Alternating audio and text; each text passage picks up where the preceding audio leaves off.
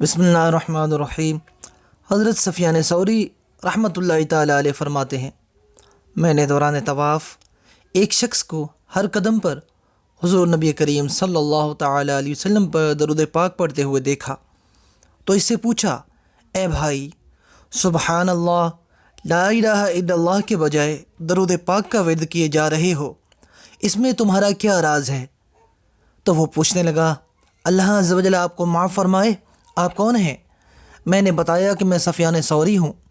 تو اس سے کہا، اگر آپ اہل زمانہ میں اجنبی نہ ہوتے تو میں آپ کو اس کا راز ہرگز نہ بتاتا۔ میں اپنے والد گرامی کے ساتھ حج بیت اللہ کے ارادے سے نکل پڑا تھا۔ دوران سفر میرے والد محترم بہت بیمار ہو گئے اور ان کے علاج معالجے کے لیے ہم نے ایک جگہ پہ پڑاؤ کیا۔ علاج کے دوران میرے والد محترم کا انتقال ہو گیا، جبکہ میں ان کے سر کے قریب کھڑا تھا۔ جب میں نے ان کے چہرے کی طرف دیکھا تو ان کا چہرہ بالکل سیاہ ہو گیا تھا۔ یہ دیکھ کر میں نے فوراً پڑھا، انا للہ و انا الیہ راجعون۔ پھر میں نے ان کے چہرے پر چادر ڈال دی۔ اچانک مجھ پر نیند کا غلبہ ہوا اور میں سو گیا۔ میں نے ایک شخص کو دیکھا کہ اس سے زیادہ حسین و جمیل میں نے کبھی نہیں دیکھا تھا۔ اس کا لباس انتہائی صاف و شفاف تھا اور اس سے ایسی خوشبو آ رہی تھی جو میں نے کبھی نہ سونگھی تھی۔ وہ قدم بقدم چلتے ہوئے میرے والد محترم کے قریب تشریف لائے اور ان کے چہرے سے چادر ہٹا کر اپنا مبارک ہاتھ چہرے پر پھیرنے لگے۔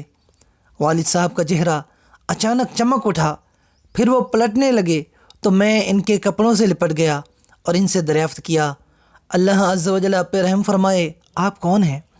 جن کے سبب اللہ عز و جل نے میرے والد محترم پر اس ویرانے میں یہ احسان فرمایا۔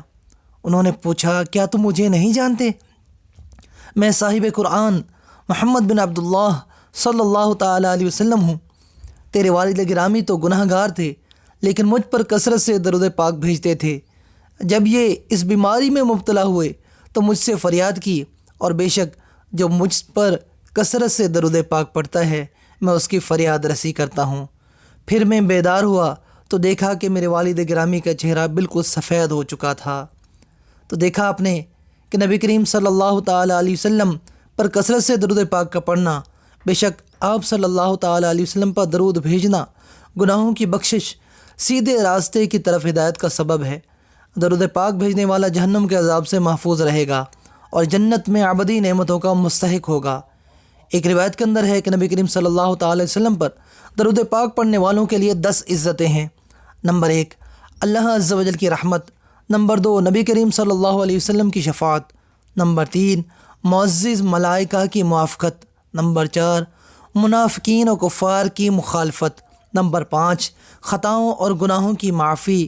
نمبر 6، حاجات کی تکمیل۔ نمبر 7، ظاہر و باطن کی روشنی۔ نمبر 8، جہنم سے نجات۔ نمبر 9، جنت میں داخل۔ نمبر 10، رب عز و جل کی طرف سے سلام کی بشارت۔ اللہ عز و جل ہم سب پہ رحم فرمائے اور نبی کریم صلی اللہ تعالیٰ علیہ وسلم کی ذات بابرکات پر کثرت سے درود پاک پڑھنے والا بنائے۔ امید کرتا ہوں آپ کو ہماری آج کی ویڈیو اچھی لگی ہوگی۔ اسی طرح کی اچھی اچھی ویڈیوز کے لیے ہمارے چینل کو سبسکرائب کیجئے، اور ویڈیو پسند آتی ہے تو اس کو لائک کیجئے اور اپنے تمام دوستوں کے ساتھ ایسی بہترین ویڈیو ضرور شیئر کیجئے۔ السلام علیکم ورحمۃ اللہ وبرکاتہ۔